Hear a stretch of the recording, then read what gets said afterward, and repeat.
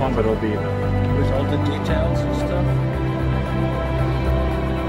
There's not a lot of variation of color in there, so if we could do anything just to maybe like little highlights of rust or something like that. Here we go. And roll sound. Sounds good. Hey, Mark. And action. Robert. Robert really wanted to play Tony Stark, and I really wanted him to play Tony Stark. It wasn't the most obvious choice from a studio's point of view. Unfortunately, Marvel is a new studio with a lot of freedom. We weren't dealing with the classic studio system where they have their lists that they generate.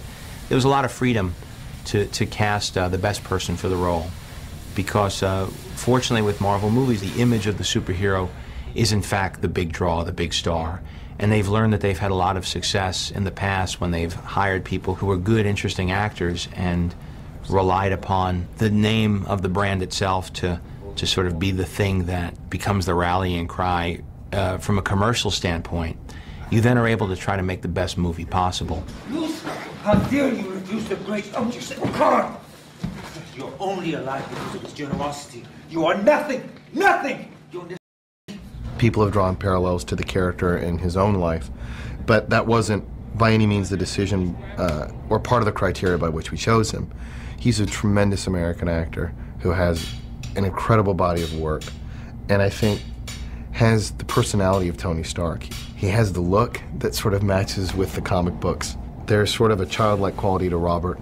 There's an imagination to Robert that is very similar to Tony Stark, who's an inventor. There's a sense of humor to Robert, which Tony shared. There's a confidence. There were just so many qualities as you began to look through the history of the comic books and who Tony Stark was, and really who Robert is as an actor and as a person. That allowed the great Genghis Khan to rule from the Pacific to the Ukraine. The really fun part about the cave set is the dressing inside. What is life like when you're locked up in a room like that for like 2 or 3 months? And Robert, you know, brought a lot of his own personal experience to the cave too, which was fantastic. I mean, he taught us how you make tea in prison with the nice sock, or how you make coffee, and how you play games, you make backgammon sets out of nothing, things like that. With Robert in the Iron Man suit, we tried to keep it at a minimum for him. We'd try and keep it at a partial suit for him so he could do his acting, because it's so restrictive in that suit. And then we would let, you know, ILM fill in those blanks where the suit would be full. Stop. Stop. Stop. Come on. Please. Get up. Get up. As an actor, I've never gone through a process like this before, because usually you have a written page and you have a definite set idea of what it's going to be like. But we really found Jensen during rehearsals, sitting around the table and just talking. And the fantastic thing about this project has been everybody's been so open. You maybe could shave about 90 seconds off your death would be nice, because it's a little uncomfortable leaning over there. Well, 90 seconds? You heard me.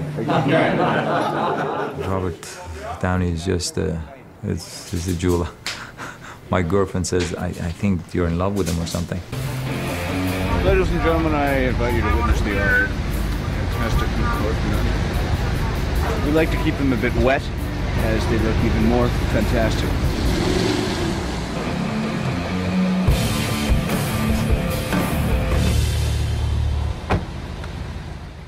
Action! How's it going, Hef? Oh, sorry. Thought you were someone else. It's okay. I get this all the time. Now then, so I get it right, probably. Good. Ladies and gentlemen, that's a camera wrap on the creator of Iron Man. Yeah!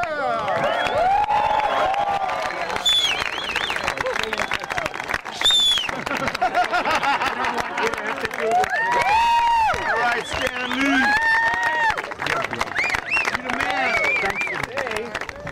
Say the best weapon is one you never have to fire. I respectfully disagree. I prefer the weapon you only have to fire once. That's how Dad did it. That's how America does it, and it's worked out pretty well so far. Wide out the whole frame. Yes! For your consideration, the Jericho. the Jericho, 1001, 1000, bang.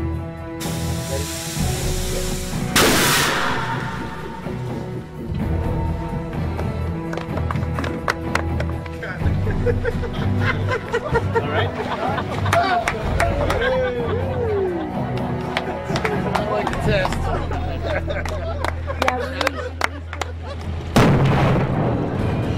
This here's Lone Pine. It's doubling for what we're suggesting of the mountains of Afghanistan. I think they did Gunga Din out here. I know they did a lot of westerns out here.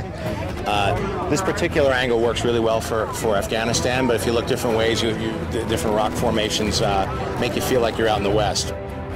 Here we're on protected land, so there are a lot of parameters that we have to observe to shoot here, but the trouble that we went through is well worth it because it really gives you a look like we traveled halfway around the world. When you get to work with the guys at the top of the field, you just go, okay, that thing's going to blow up in back of me, and I'm going to be okay. Or you get hit with like a little frag, and everyone runs over because you're like, you know, the star of the movie, and you're like, my God, man, 10 years ago I could have gotten knocked off my ass and have stuff stuck in my skin, and people would be like, all right, back to one. Because if you're not down, then you're not out. I was pretty blown away by how much we were able to do at such close proximity, but I'll tell you, you know, it definitely helps you kick up some dust when you know what you're running away from. John brought everything. John is the primal force behind Iron Man. He's easily half the character. He's infused himself into every department. I won't say he's a gentle giant because he's very formidable, but he is the most composed person in a position of unimaginable stress that I've ever seen. He's so gracious and so evolved. Robert, you're just such a good actor. You got that?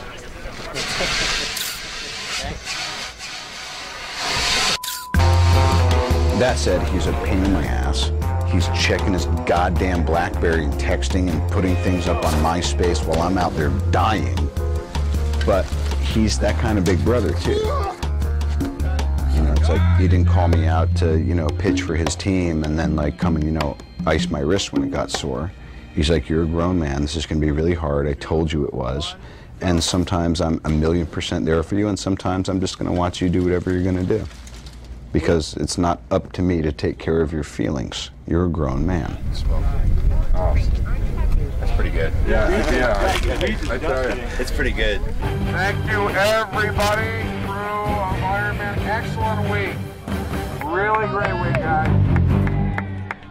That is a wrap.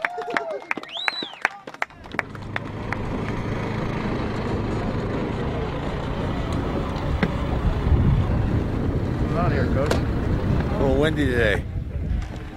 Wasn't like this when we scouted it. We're going to shoot Tony landing in the sand dunes after he escapes from the cave, and then walking through the desert. We got 2 Marine helicopters coming out here.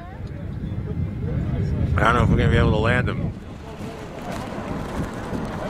Here we go. Pictures up. It was sandstorming and it was kicking up so hard, and I just remember laying there buried waist deep in all this gear. Roll sound. And I just remember I was inside the helmet, and I just had this great moment of gratitude to kind of the elements and what a privilege it was to be able to be there playing this guy with the caliber of people I was working with. Special effects. We got this. We need 3 cakes to fit all the candles. Light it up. I just said, wow, man, what a cool deal. What a cool suit, what a great crew, what a blast. Yeah. Come on now. Tony Stark. Okay,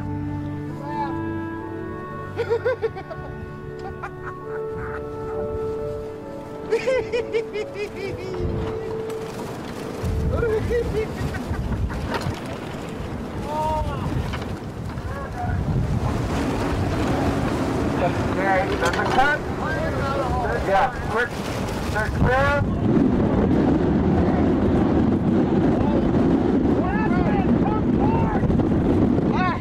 Wardrobe is a boot down there.